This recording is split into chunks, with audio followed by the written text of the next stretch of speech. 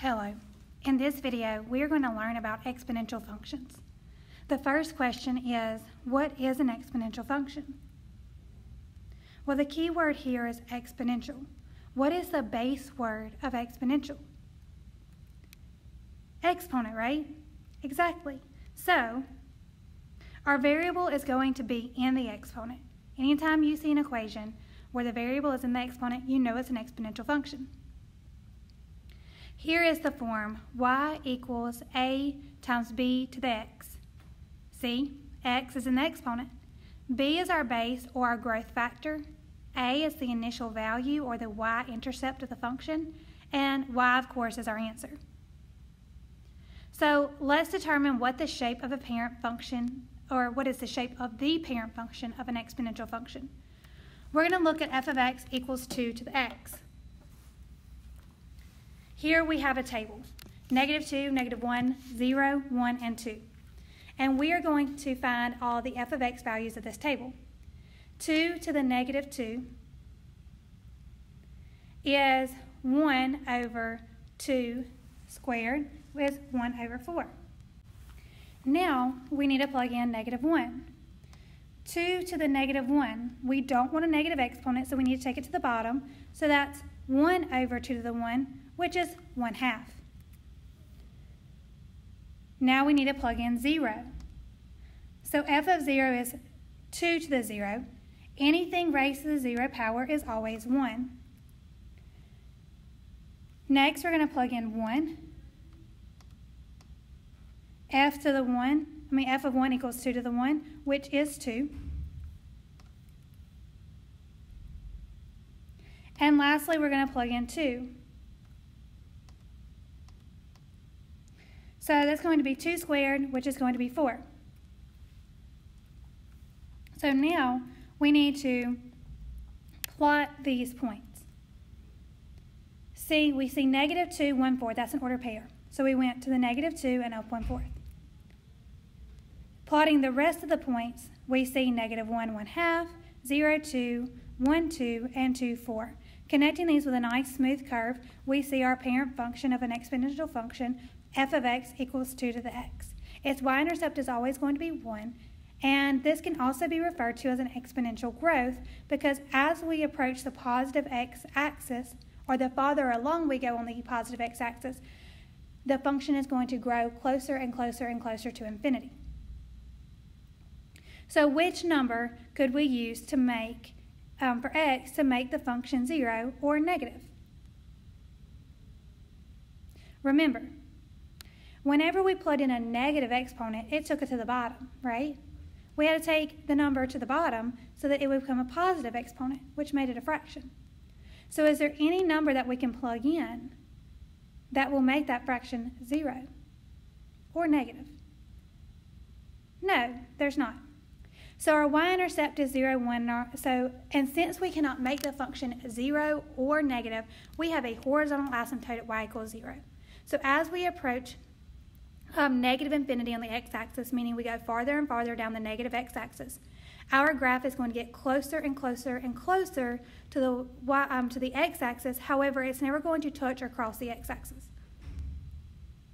So let's consider this scenario. The college of your choice recently decided to implement a 5% increase of tuition annually over the next 5 years. How much will tuition be your senior year of college? So let's pretend you're a junior in high school.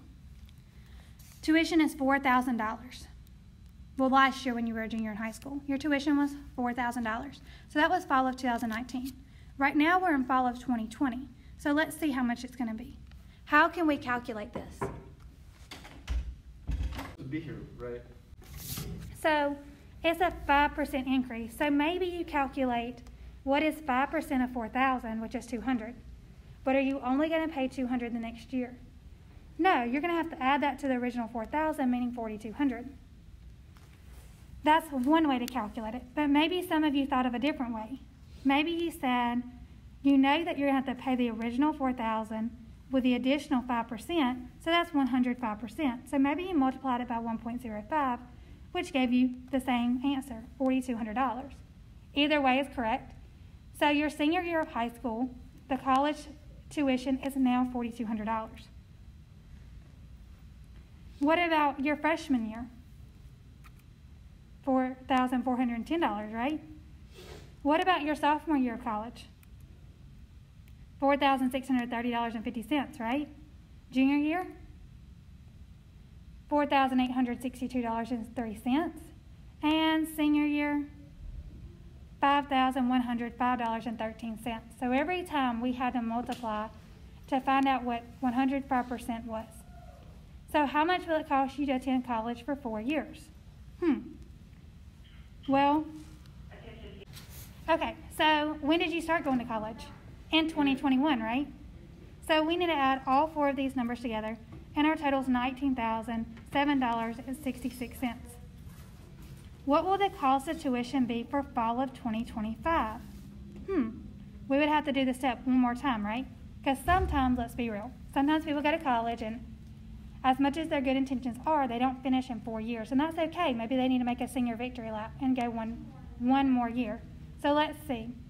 We need to take $5,105.13 and multiply it by 1.05 to get the total.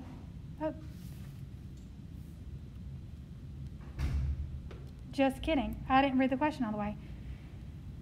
The tuition increase was only for the next 5 years. So it started your senior year, and then the 4 years you were in college.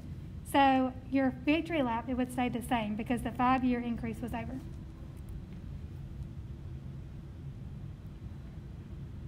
Okay, let's see one more scenario of how exponential functions would apply to us. You're in the market for a new car. You want to make the best investment possible. Possible, not impossible. One factor you're considering is which car retains its value the best. So let's say you chose these 3 cars, a Ford Mustang, a Dodge Challenger, and a Lexus LS. You priced it out using Kelley Blue Book, and you found the value every year that it ages with excellent, good, and fair condition. So you have all this data, but how can you determine which car retains its value the best? Maybe you use an Excel document and you create a scatter plot. And then you use, because we have access to Excel, and then you use an exponential function of best fit by going to trend line and exponential. It creates your exponential function of best fit, and it gives you the equation y equals 22,026e to the negative 0.147x. That's for the Mustang. There's our depreciation rate right there. That's what we're looking for. How much is this car depreciating? So we're looking at a 14.7% depreciation rate. Well, let's look at the Dodge Challenger. Its depreciation rate is negative 0.121. So it's depreciating at a rate of 12%. And what about the Lexus? Oh, baby, look at its depreciation rate. Negative 0.20.4. So it is depreciating at a rate of 20.4%. Whew, we know that's the car we're not going to buy. So our depreciation rates compared all together, we see a 14.7%, so pretty much 15%, 12%, and 20%. So which car are we going to buy? Which one has the best depreciation rate? The Dodge Challenger, right? It only has a 12% depreciation rate. So if we're looking at buying the best car for our money, to have the best investment, the Dodge Challenger is definitely the best investment. All right, that includes our introduction of exponential functions.